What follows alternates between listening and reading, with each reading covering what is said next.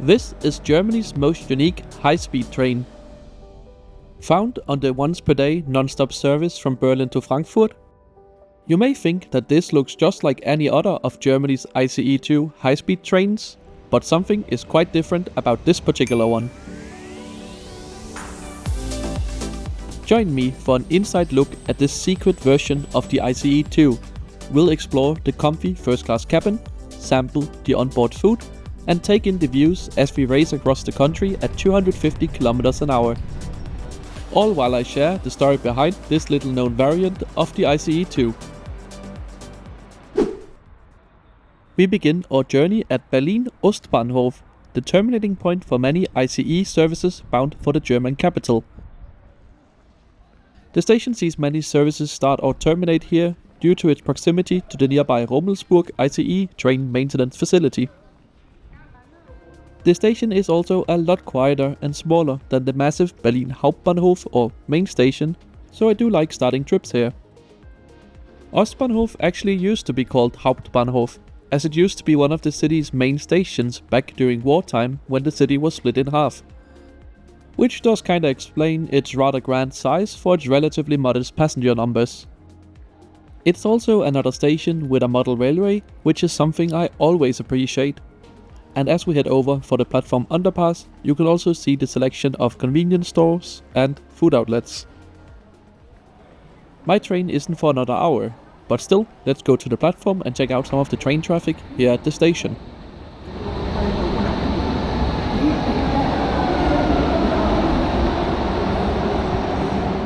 Despite the station's lesser significance these days, it remains busy with trains.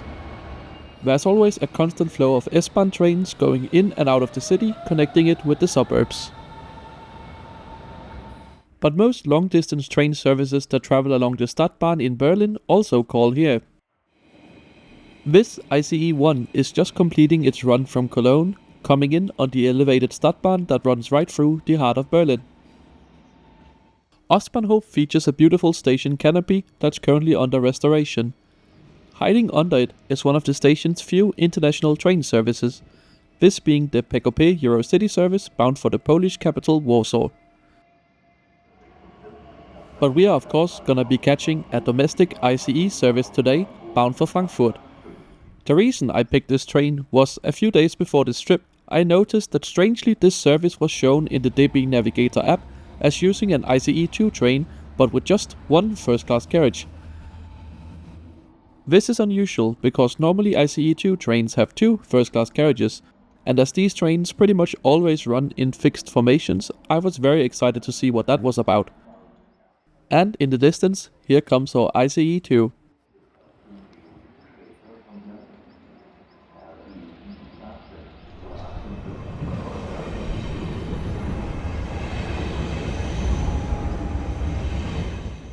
And indeed, there was no bug in the DB Navigator app. Behind the bistro, there is just one first-class carriage instead of the usual two.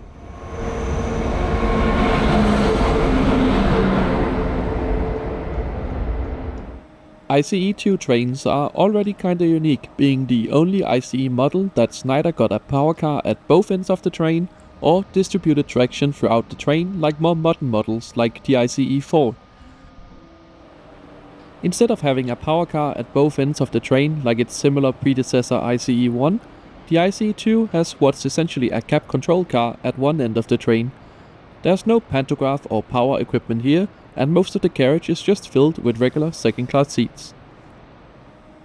The ICE2 was built by Adtranz and Siemens around 1996 and are capable of 280 km per hour. I'll talk about why this particular ICE2 is uniquely missing a first-class carriage, but as our train is about to depart, we'll get back to that later as I have to go and find my seat. Another benefit of starting your trip at Berlin Ostbahnhof is that the train is usually pretty empty, so if you haven't got a seat reservation, you can just take any available one. However, I've reserved seat 92 for my journey today.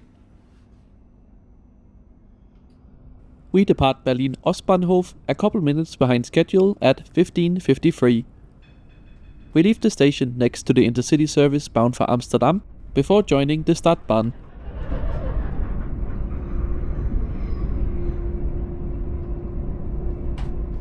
The Stadtbahn is a 4-track elevated railway line that carries the railway right through the heart of Berlin, passing by landmarks such as the television tower by Alexanderplatz.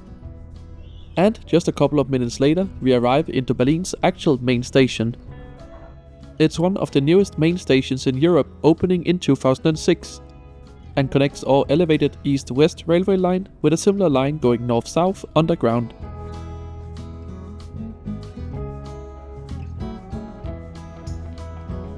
We continue to head through the city, passing through Zoologischer Garten station, that used to be the main station for West Berlin during wartime, but nowadays only a couple of ICE trains stop here. As our train transitions off from the elevated Stadtbahn, we'll now be taking the railway line heading up towards Berlin-Spandau.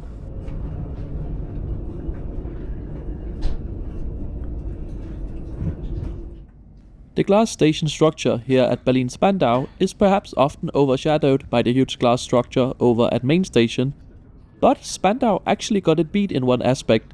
This is the longest train shed in all of Germany, spanning 440 meters.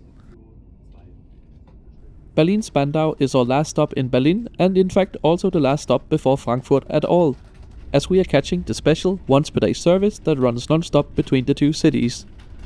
It's scheduled to take just 3 hours and 44 minutes to reach Frankfurt from Berlin-Spandau, but we'll see about that given Germany's reputation for train delays.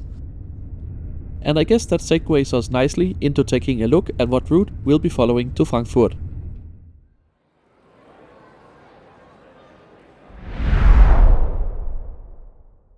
This is ICE 1131. Which leaves every day except Sundays from Berlin Ostbahnhof, making a stop at Main Station and Spandau before going non-stop. We'll be covering a distance of 595 kilometers, routing via Hannover and Fulda.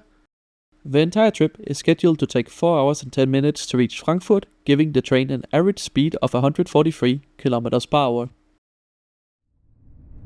We are currently traveling along the Berlin to Hannover high-speed line. This is Germany's third ever high-speed line, opening back in 1998.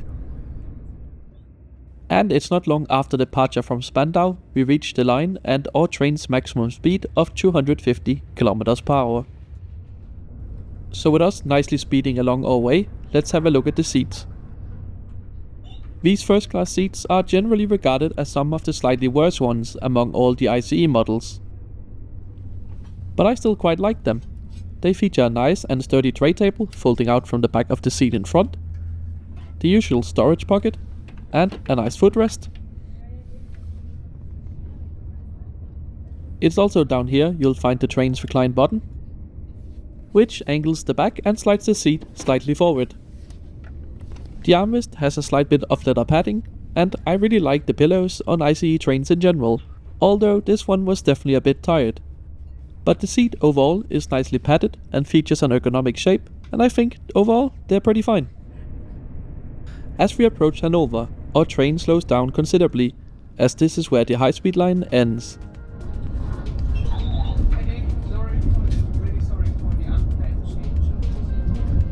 And while many ICE train services would now continue on to serve Hannover Main Station, we instead take a more unusual route, mostly used by freight trains to avoid the main station altogether. Instead, we'll turn south to join the high-speed line down towards Kassel and Fulda. And as we pass by Hannover Messe station, we can begin to speed up again. We are now entering the Hannover-Würzburg line, which is Germany's first ever dedicated high-speed railway line. Opening in 1991, this 327 km long dedicated high-speed railway still remains Germany's longest, supporting speeds of up to 280 km per hour. I'll get to why coach 27 is missing on some ICE2 trains a little later in the video, as it is slightly complicated, but first let's have a look at the rest of the train's interior. And we will start with a look at the first class toilets. This was looking clean and was in fully working order, complete with fake decorations and toilet paper. Overall, it was clean and fully stocked, nothing to worry about. Continuing down the train, we get to the single first-class carriage, which comes in an expected 1+2 layout. The seats are mostly airline style, but there are a few groups around the table. It's been nicely refurbished over the years, but you can definitely tell some retro vibes from the ceiling especially. Another place where you kinda do get retro vibes is the onboard destination displays. I mean, they're not bad, but they're not as good as the ones on the new ICE train models. Next up, we have the onboard dining car. We'll sample the food on board later in the video, but using a special service only offered to first class passengers. But you can of course always come and enjoy a meal or a beer in one of the booths here. At the other end of the carriage you'll find the buffet counter, as well as the train conductor's compartment. The rest of the train is as you'd expect, second class in a 2+2 layout. This is also more than comfortable enough for the 4-hour journey down to Frankfurt, and we can take a look at some of the seats here. It's got all the same features as first class, the main difference being it's a bit narrower, and of course the upholstery on the seats are made of fabric instead of a leather-like material. Back at my seat, I was gonna say we are speeding down the high-speed line, but unfortunately, and is often reality in Germany, we are stuck behind a delayed stopping ICE train, meaning just outside here of Göttingen, we are sat waiting for the train to clear the platform anyway. As we get the clear to proceed and get back up to speed, let's talk about why you might encounter this unique kind of ICE2 train with just one first-class carriage. Well, it has to do with the fact that Deutsche Bahn are currently retiring all 44 ICE2s by 2027, with the first train sets already been taken out of service last year. Basically at this point, Deutsche Bahn is not willing to spend money to fix any critical faults with these trains, so if one of those develops in the first class carriages, either you take out one carriage or cannibalize one from an already retired train set, and that's exactly what happened here. The carriage was faulty and there wasn't one immediately available to cannibalize from another train set, so it just ran without that first class carriage for a couple of weeks. Unfortunately, if you wanna catch one of these special ICE2s, it's gonna be a bit difficult. While some information online suggests a couple of sets currently have a missing first class carriage, it also seems like these have since been retired. So I guess unfortunately your best bet is just to keep an eye out on Deutsche Bahn seat maps and see if a mystery 6 carriage ICE2 appears again. Once again we have come to a stop, this time outside of Kassel because of the delayed train in front of us.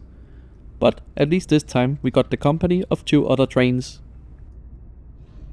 After Kassel, we will enter the last stretch of high-speed railway on our journey, and as I'm feeling a bit hungry, I decided to use a feature exclusive to first class on ICE trains: mobile ordering from the onboard ICE portal.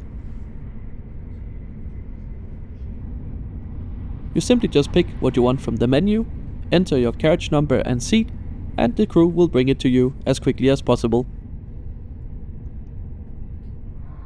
And with the order placed, we are now approaching Fulda. Fulda is one of the most important junction stations on the German railway network, and it's also where we leave the high-speed line to Würzburg and instead take the slow and congested railway line into Frankfurt. But hey, the lovely train attendant just served me a pint of beer, and just a couple of moments later also brought along the currywurst I ordered. We might be running a little late, but dining on trains when it's done right is always a nice experience. So for the last half hour of the journey, I enjoyed the meal and had a look at the passing scenery as the Frankfurt skyline eventually came into view.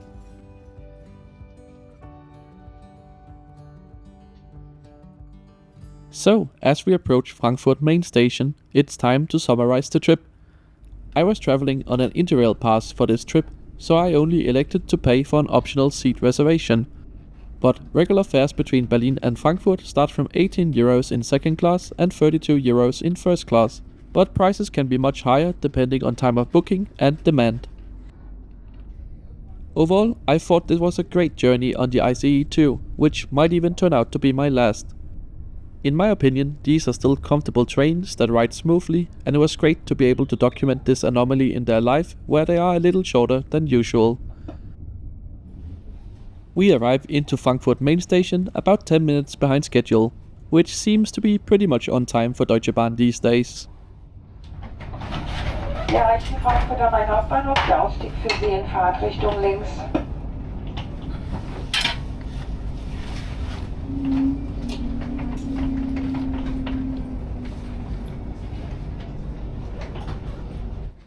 Thank you so much for joining me on this trip. If you want to see more videos like this, make sure you're subscribed to the channel as I try to post a new one every Sunday. You can also follow me over on Blue Sky at intercitysimon.com. I usually post live from my travels in real time over there, so it's a great place to get a sneak peek of what videos might be coming on the channel in the future. Thanks for watching.